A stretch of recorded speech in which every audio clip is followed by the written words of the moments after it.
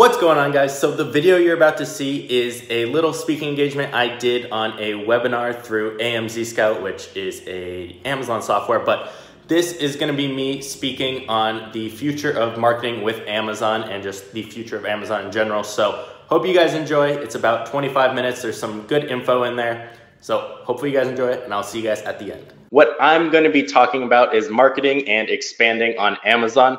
Now, my name is Tanner J. Fox. Some of you might know me from YouTube, or you've seen me somewhere on social media, but I've been selling on Amazon for about 4 years now. Started with $1,200 and then turned that into what I have now. Done over a couple million in sales on Amazon with decently high profit margins, anywhere from 30 to 40%. So I'm going to dive into marketing and expanding on Amazon in 2019. So the overview of this is pretty much Amazon marketing is really changing. And what I mean by that is, yes, Amazon is growing very, very quickly, but there are more sellers coming onto Amazon as well. There are tons of different products to sell, but one thing that you cannot do on Amazon that makes it a little bit difficult is capture emails. Now, yes, there might be some ways. You might be saying, oh, you can do a product insert, but those convert very, very low. So what you really need to be doing if you're trying to build an Amazon business in 2019 and market it is really start building off of Amazon, but building with Amazon. Now, what do I mean by that? I mean, you need to be building either a landing page or a website. Now, it can sound intimidating, but I'm going to show you an easy way to do it. So you need to be building that. So one, you can capture people's email addresses, because on Amazon, yes, you can technically email them, but their email, let's say I'm a buyer, I come and buy your product and you have a email follow-up sequence you're sending me. I could have already opted out of that based off Amazon's settings, so I'm no longer getting your emails. And those emails don't actually go to my email. Those go to my Amazon inbox. So they're you can barely get any opens on those when you're sending them out, and it almost feels like a waste of time. So if we're looking at what all the bigger brands are doing, you'll notice the brands that are huge on Amazon. Now, I'm not talking about like the example before of Kleenex or huge name brands like that. I'm talking about strictly online businesses, maybe not national brands like that, but there's multiple just on Amazon. And they're very big. And if you're looking at what they're doing, pretty much all of them, I'd say 99%, if not 100% of them, all have their own websites and have sales channels outside of Amazon, or at least traffic coming in from outside of Amazon. The old way of doing Amazon was kind of just sending everyone on Amazon to your product page, and that was the only way you're driving traffic. You might be doing PPC on there a little bit, but you're not really focusing outside of Amazon. You're so focused on Amazon. Now, why should you do this? If you're selling on Amazon, why even bother with Amazon if you're going to go do stuff off of Amazon? Why not just start a Shopify store? And the answer is it can be very beneficial to still be selling on Amazon, because you can rank for more competitive products. You can get your ranks up to rank for pretty much any keyword if you drive enough traffic and get enough sales, even if it's outside. So if I were to sell a product on Amazon and use that as my fulfillment, my channel, but do everything else outside of Amazon, let's say on my own website, and when they go to buy, I just send them to Amazon, I'm now doing what I would have been doing if I was selling off of Amazon, but also ranking on Amazon by doing that, thus getting more organic traffic. So that is going to be the main marketing way I'm going to be talking about today. So let's move to the next slide. So the first thing you need to do is create a landing page. Now, if you don't know what a landing page is, it's pretty much just the page someone lands on wherever you're sending your traffic. So if you were running a Facebook ad, this would be the link they click on. If you were running a coupon code somewhere, if you had affiliates, whatever it is, you send them to a landing page. Now, this is very intimidating for a lot of people because they think, oh, I need to build a website, or I need to know how to code or do this. But there's a couple tools that make this very simple and very easy. One of them, some of you guys have probably heard of both of these. One is ClickFunnels. ClickFunnels is a little more expensive. It's kind of a drag and drop website builder. It's very simple. It is the more advanced tool of the two I'm talking about. The next tool is called Landing Cube. Now this is specifically built for Amazon. They give you single web pages, and when someone clicks it, it will automatically, let's say they land on the landing page, it shows kind of your offer there and says, okay, take a 20% off code.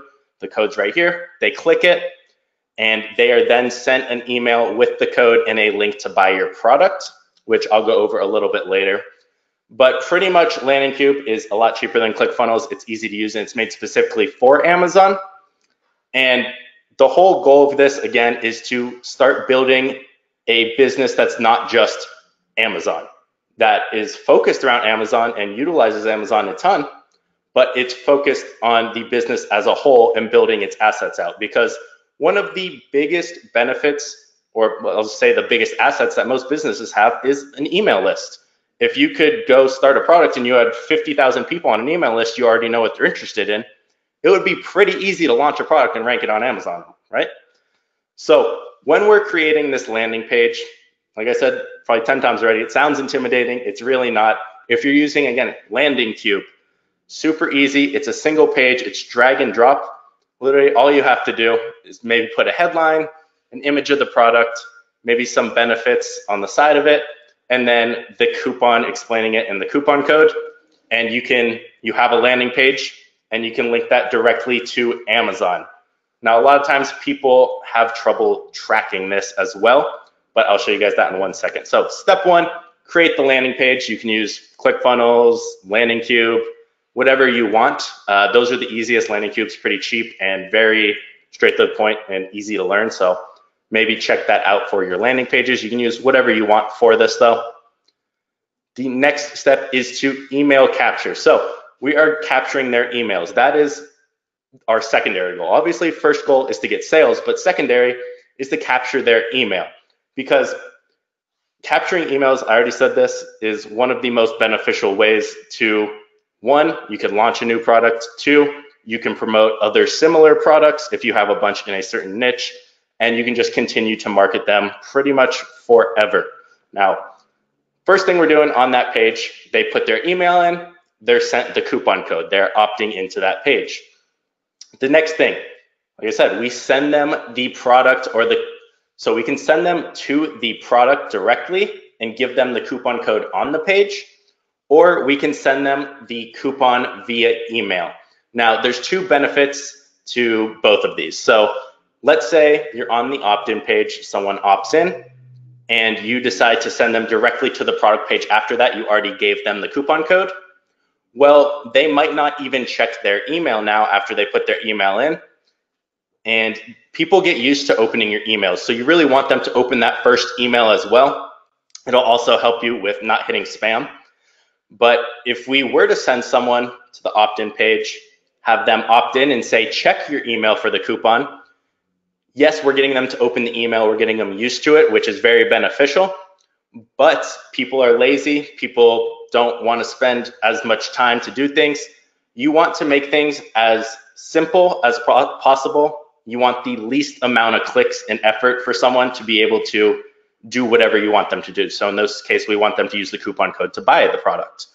So if we send it to them via email, that's another step. They have to go close our page, go to their email, open it up, copy the coupon code, go click to the link to our sales page, enter the coupon code and check out. Whereas if we send them directly to the product page, they will already have the coupon and it's less steps. So for me, sending them directly to the product page converted better, but you can do either one of those. So you're probably wondering, okay, I have their email, now what? So there's tons of different email sequences and email marketing, and I'm not going to dive too deep into this because there's so many different opportunities. But what you can do with a follow-up sequence, if you don't know what to send them, obviously you have your post-purchase sequence. Most of you already have that probably set up. But you want to send them, you're trying to build a relationship with them. Even if they've already purchased, let's say we're doing a follow-up sequence and someone bought the product, or maybe they didn't buy it. Maybe we're sending them useful content for a couple emails about how to use that product, or maybe something we found useful in the niche. So maybe if I was selling a camping hammock, I would show tips for setting up a campsite, or what you need to bring if you're going camping, things around that would benefit them and have them start to trust me because I'm giving them valuable content for free. And then later on, maybe offer them something around that niche. So they can be buyers, they don't have to be buyers, but building that relationship and that trust is very important, whether it's through e-commerce or any other way. So that's step 2, the email capture. Step 3 is tracking conversions. Now this one is a little bit difficult on Amazon because if you guys know anything about pixels, it's pretty much just a way to track if someone lands on a certain web page.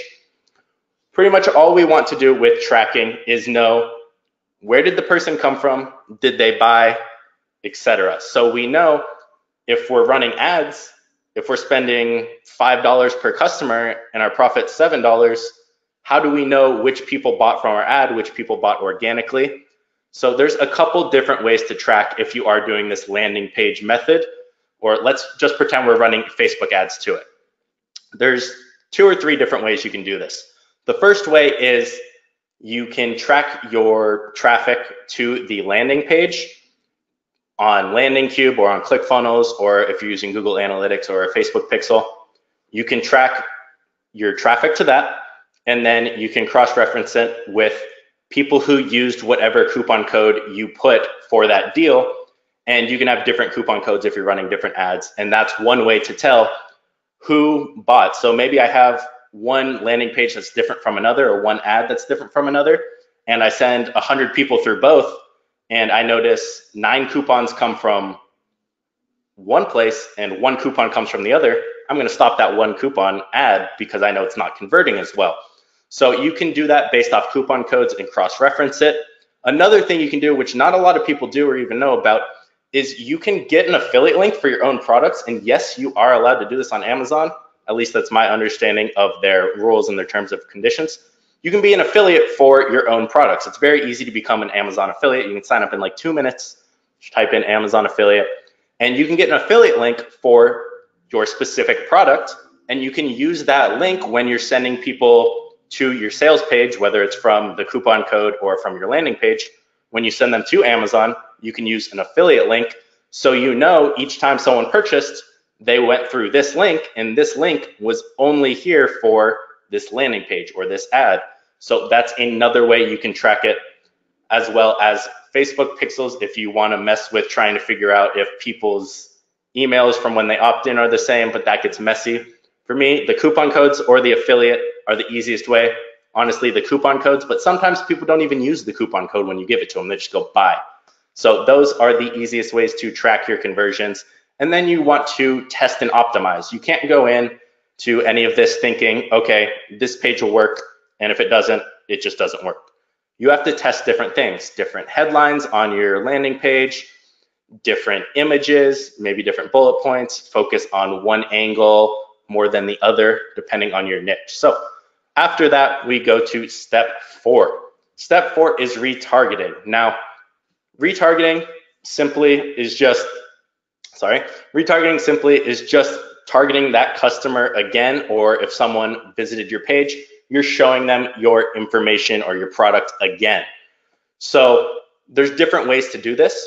This is mainly going to be done through Facebook advertising because you can retarget through there. So we can put a pixel, which is pretty much just a tracking code for if someone lands on a certain page. So if we're running an ad and we have a pixel on our landing page, like I said, we built through Landing Cube, we know which customers landed on that page. Facebook knows that. It's a Facebook pixel.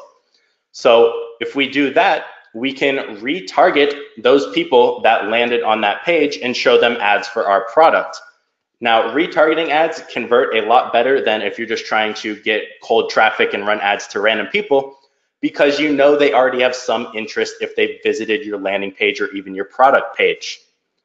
Now, another way of retargeting, which not a lot of people know about, is retargeting existing customers on Amazon. So what you can do on Facebook is you can create a custom audience by going into your Amazon account, copying, this is tedious, but there are tools to speed this up, copying people's order data, their name, their email, their address, not their email, but it's going to be the Amazon one, their address, and you can create a custom audience based around that, so you can target people who have already purchased your product.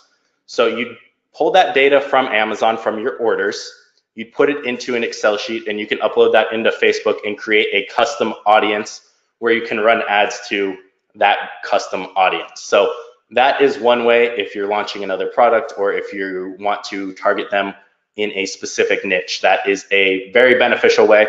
And again, a way where the conversions are higher than if you're just running cold traffic. Now, one of the big things not a lot of people think about, I've touched on this a little bit, is launching new products after you've built your list. So let's say I have a list of 1,000 people for a specific niche. We'll use the camping niche again. Let's say they bought my camping hammock or they opted in and didn't buy. I have 1,000 people on that list. Well, what if I want to go, let's say I have camping cookware. I'm launching that product. I'm trying to rank it on Amazon so I can get good organic sales. Well, now I have a list of 1,000 people I know are interested in the camping niche because they've opted in for a coupon for a specific product in that niche. So when I launch, I could maybe offer them a discount. There's a bunch of different ways you could do this, but I could send them an email or even retarget them with an ad to show them this new product when I'm launching it, and get those sales initially and get a big spike in sales to help ranking. And if you look at any big name store on Amazon, this is exactly what they're doing a lot of times, is they're launching products within the same niche. Yes, they're using their existing listings to help launch it, but they have built these email lists and they're so powerful for keeping those customers and for acquiring new ones. I mean, with it, it's a lot cheaper to get someone to buy from you again if you're running ads or emails or whatever than it is to get someone who's never spent any money with you to buy. So your existing customer base is going to be a lot better return than people who have never purchased from you or don't know your brand.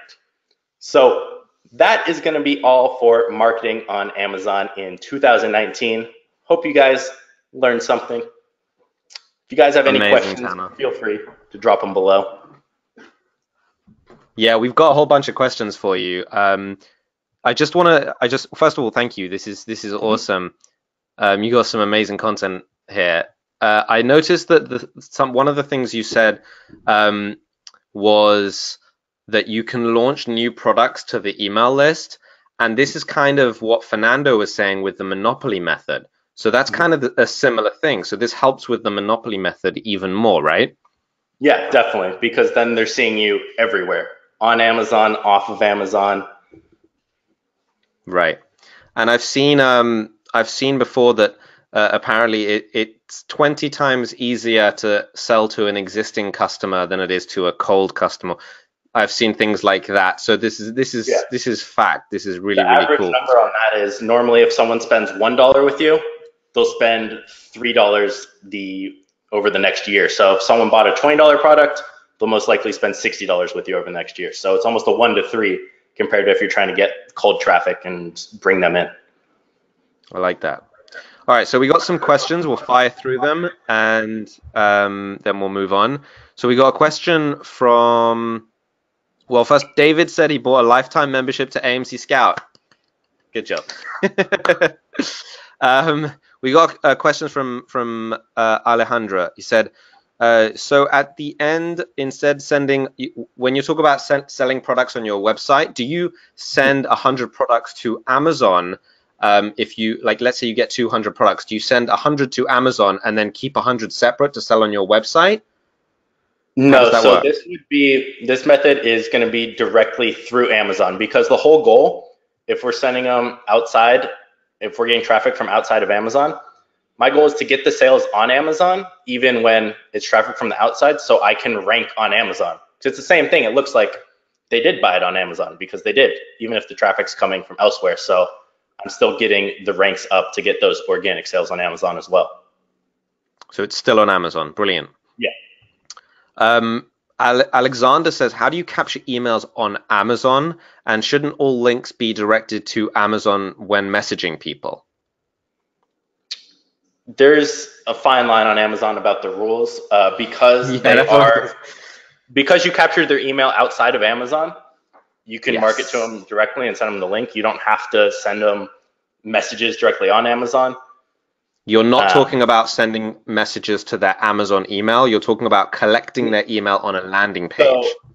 directly on Amazon, you can't capture their emails. You get a Absolutely. generated email that goes to their Amazon inbox. It's not even a real email.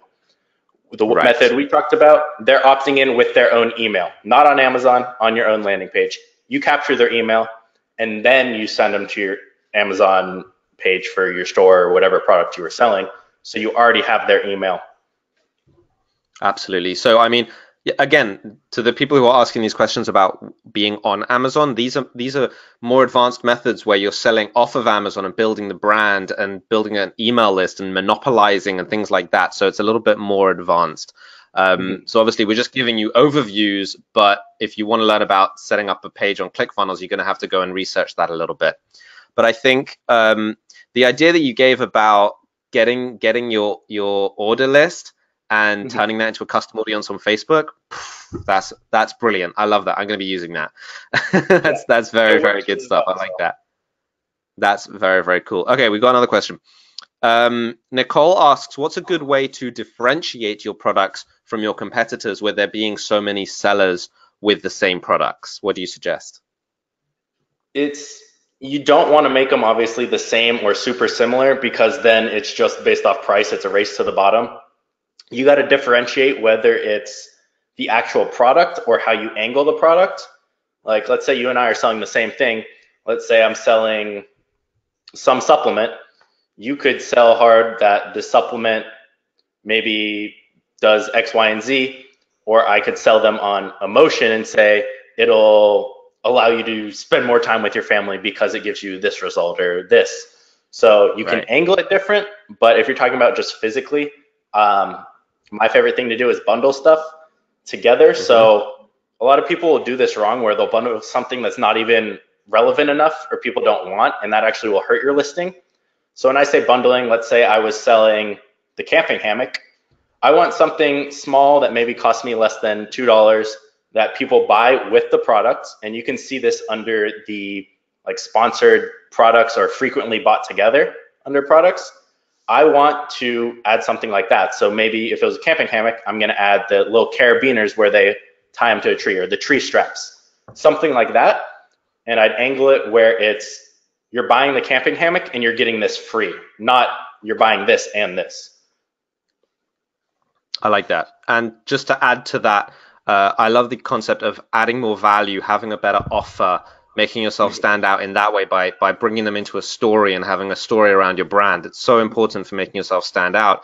One way I do that is by giving a free download or a free PDF. So with a camping hammock, you could give, the ultimate survival tips for campers. Something like that. It's a free download. You send it to them in an email, but it differentiates you a little bit, right? So that's another way to do it. Brittany asks, how do you bundle your items in Amazon? So more of a technical question. So do you want me to answer stuff? Yeah. Okay, so when bundling on Amazon, you have to send them packaged as one together. It's in Amazon's mind, it's not a bundle. It's one product. There might be 3 items under it, but it's one product. It's one box with 3 things in it. It's not 1, 2, 3, and then they put together. So you can have a supplier do this. A lot of times suppliers have multiple products in one niche.